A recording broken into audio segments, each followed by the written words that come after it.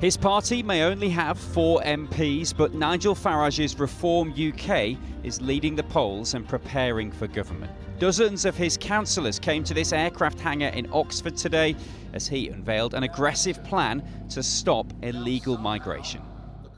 The only way we will stop the boats is by detaining and deporting absolutely anyone that comes via that route. And if we do that, the boats will stop coming within days, because there would be no incentive to pay a trafficker. A Reform government would seek to deport 600,000 people over 5 years. It would do this by leaving the European Convention on Human Rights and disapplying other treaties. Newly built detention centres at former RAF bases would house illegal migrants. For 6 months, the government would pay them to leave the UK voluntarily before striking returns agreements with countries like Afghanistan and Iran to forcibly deport people. How far back does this go? Where do you draw the line? You say you're going to deport everyone who's arrived here illegally. What are the parameters for that? How far back you go with this is the difficulty, and I accept that. You know, and the next question that Zia and I will get asked is, what about those that are here illegally and have got children? So, you know, I'm not standing here telling you all of this is easy. And would it be easy or humane to deport those fleeing violence and persecution? It is not our job, right, to be responsible for how other governments, other leadership regimes in different parts of the country, how they operate. You would bear some, if you sent someone back to a country and they then were tortured or they were killed, you would face some responsibility for that. Is that more important than protecting British women and girls? No. We will protect British women and girls. End of story.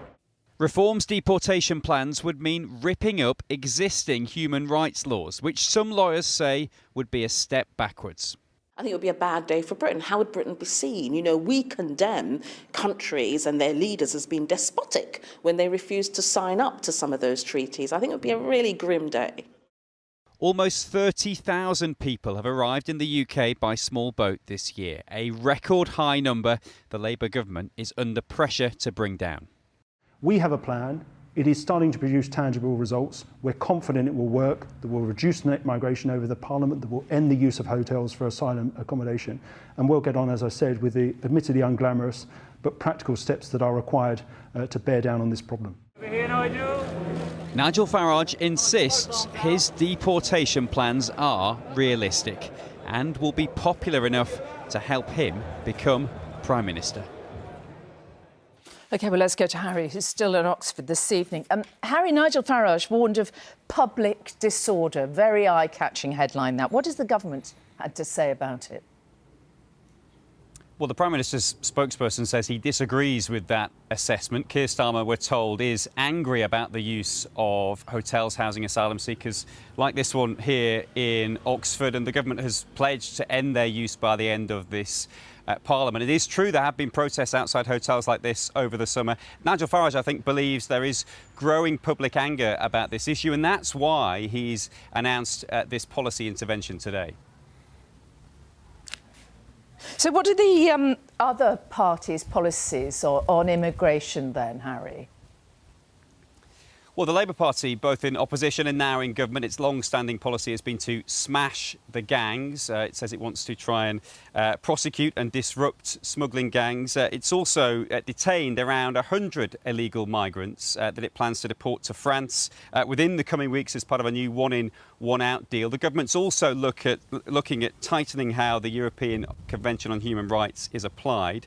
The Conservatives, they say they'll deport anyone who arrives illegally to Rwanda and also deport any immigrant who breaks the law on UK soil. And Kemi Badenoch is expected to announce that her party plans to withdraw from the ECHR at her party's conference next month. The Lib Dems, they plan to establish safe routes for refugees. They believe that will make illegal crossings redundant, and they will allow asylum seekers to work in the UK if a decision takes over 3 months.